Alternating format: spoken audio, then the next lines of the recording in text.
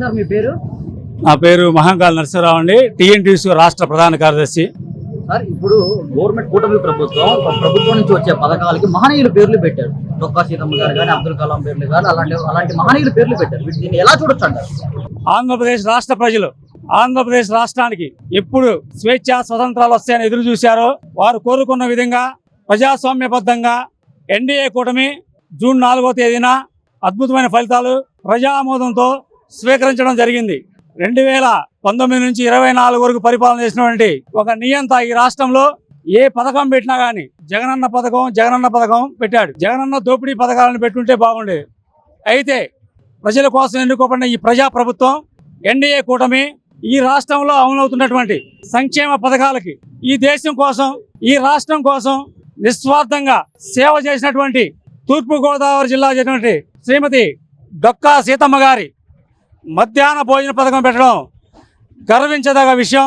ఆ పథకం అదేవిధంగా విద్యార్థులకి ఈ దేశానికి సైంటిస్ట్గా చేసి భారత రాష్ట్రపతిగా ఉత్తమ సేవలు అందించినటువంటి అబ్దుల్ కలాం పేరుతో ప్రతిభా పురస్కారాలు పెట్టడం, ప్రతి పథకానికి కూడా ఈ దేశం రాష్ట్రం కోసం నిస్వార్థ సేవ చేసినటువంటి పేర్లు పెట్టడం అభినందనించదగ్గ విషయం అని ఈ సందర్భంగా గౌరవ ముఖ్యమంత్రి గారికి, ఉప ముఖ్యమంత్రి గారికి, ఈ ప్రభుత్వ యంత్రాంగాన్ని కూడా మనస్ఫూర్తిగా ధన్యవాదాలు తెలియజేస్తాను. ఇంకా ప్రభుత్వం ఏర్పడి 50 రోజులు కూడా కాలేదు. 50 రోజులు కాకుండానే సూపర్ 6కి చాలా వెళ్ళిపోయినాయి, చాలా ఎగ్గొట్టారని చెప్పి వైసీపీ వాళ్ళు అంటున్నారు. ఎట్లా ఉందంటే 2019కి పూర్వం ఈ రాష్ట్రంలో 35 మంది కమ్మాడిటీ ఎస్పీలకు ప్రమోషన్ ఇచ్చారని చెప్పి గ్లోబల్స్ ప్రచారం చేసినటువంటి అతిపెద్ద దొంగ విజయసాయిరెడ్డి, అమ్మటి రాంబాబు, అనిల్ కుమార్ యాదవ్ లాంటి పనికిమాల సన్నాసులకి వాళ్ళ చేసిన గురివింద గింజ నలుపు వాళ్ళకి తెలియదంట.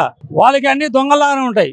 ప్రజల కోసం ఏర్పడినటువంటి ఈ ప్రభుత్వం అధికారంలోకి వచ్చిన 45 రోజుల్లో 12,50,000 కోట్ల అప్పులు చేసి రాష్ట్రాన్ని అగాధంలో నెట్టినప్పటికీ కూడా సమర్థవంతమైన పరిపాలనా దక్షుడిగా బాధ్యతలు చేపట్టినటి నుంచి గత 45 రోజులుగా నిర్విరామంగా మాటకిచ్చి పేద ప్రజలకు ఇచ్చిన మాట కట్టుబడి 4,000 రూపాయల పెన్షన్ ఏదైతే ఇస్తానని చెప్పాడో ఈ రాష్ట్ర ముఖ్యమంత్రిగా నారా చంద్రబాబు నాయుడు గారు ఏప్రిల్ నెల నుంచి కూడా కలిపి 7,000 రూపాయలు ఇవ్వడం జరిగింది. మొన్నటి వరకు పరిపాలన చేసినట్టు ఈ దద్దమ్మలు 3,000 రూపాయలు పెన్షన్ చేస్తానని చెప్పి సంవత్సరానికి 250 రూపాయల చొప్పున పెంచుకోవడానికి 5 సంవత్సరాల కాలం తీసుకున్నారు. దానికి సమాధానం చెప్పాలి. మద్యపాన నిషేధం చేస్తానని చెప్పి ఇచ్చలవిడిగా మద్యం అమ్మకాలను ప్రభుత్వం చేత చేపించి 600 రూపాయలు కొనుగోలు చేసినటువంటి మద్యం కేసుని 1,200 రూపాయలు ఎందుకు కొన్నారో విజయసాయిరెడ్డి గారు కానీ, బొత్స సత్యనారాయణ గారు కానీ, అరగంట ఆంబోతు, అమ్మటి రాంబాబు కానీ వీళ్ళందరూ సమాధానం చెప్పాల్సిన అవసరం ఈ రాష్ట్ర ప్రజలకు ఎంతైనా ఉంది. అదేవిధంగా ఆంధ్రప్రదేశ్ జీవనాడి పోలవరం ప్రాజెక్ట్ ఎవరూ చేయలేని విధంగా చంద్రబాబు నాయుడు గారు 2014లో ప్రమాణ స్వీకారం చేసిన తరువాత కేవలం 4 సంవత్సరాల 3 మాసాల కాలంలో 75% చేస్తే డ్యాముకి డయాఫ్రామ్ వాళ్ళకి తేడా తెలియనటువంటి అరగంట రాంబాబు కానీ, ఈ రాష్ట్ర ముఖ్యమంత్రి కానీ ముందు ఈ రాష్ట్ర ప్రజలకి క్షమాపణ చెప్పాలి. ఎందుకంటే 25,857 కోట్ల రూపాయల ఎస్టిమేషన్ ఉన్న పోలవరం ప్రాజెక్టు వీళ్ళు చేసిన తప్పుల వలన ఇవాళ 53,450 కోట్ల రూపాయలకి పెరిగింది. అదేవిధంగా ఈ రాష్ట్ర ప్రజలు పంటను కోల్పోయారు. ఈ భారం ఎవరు కట్టాలి? ఈ రాష్ట్ర ప్రజలేక. కేంద్ర ప్రభుత్వం డబ్బులు ఇచ్చినప్పటికీ మన రాష్ట్ర పన్నుల్లో వాటానే. నష్టం జరుగుతుంది ఎవరికి? ఆంధ్ర రాష్ట్ర ప్రజలకి. మీరు చేసిన తప్పులేంటి? ప్రజలు మీ పట్ల ఎందుకు ఆ విధంగా తీర్పిచ్చారు? ఇప్పటికైనా మీరు పునరాలోచించి మీ తప్పులను సరిదిద్దుకోండి.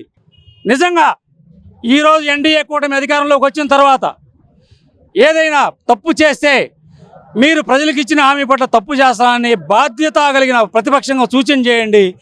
ఏదైనా తప్పులు చేస్తే ఈ ప్రభుత్వం సరిచేసుకుంటుంది.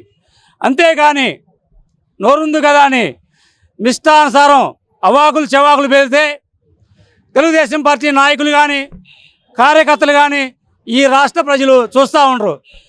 దీనికి ప్రత్యక్ష ఉదాహరణ మదనపల్లి సబ్ కలెక్టర్ కార్యాలయంలో పెద్దిరెడ్డి ఎర్రచందనం మాఫియా డాన్ గనుల దొంగ సబ్ కలెక్టర్ ఆఫీసుని తగలబెడితే ఈ రాష్ట్ర ప్రభుత్వం ఒక ప్రత్యేకమైన ఐఏఎస్ అధికారిని విచారణకి ఆదేశిస్తే ఇవాళకి కొన్ని వేల మంది వచ్చి ఫిర్యాదులు చేస్తున్నారంటే, ఒక్క మదనపల్లి పొంగనూరు సంబంధించి అంతమంది ఫిర్యాదు చేస్తున్నారంటే ఈ రాష్ట్రంలో మీ యొక్క భూ కబ్జాల పర్వం, అధికార దుర్వినియోగం, మీ యొక్క అవినీతి ఏ స్థాయిలో ఉందో మీరు ఒకసారి పునఃపరిశీలన చేసుకోవాలి. ఇప్పటికైనా బాధ్యత కలిగిన ప్రతిపక్షంగా వ్యవహరిస్తారని ఆశిస్తున్నాం. ఈ వీడియో నచ్చితే లైక్ చేయండి, షేర్ చేయండి. మరింత సమాచారం కొరకు మా ఛానల్ను సబ్స్క్రైబ్ చేయండి.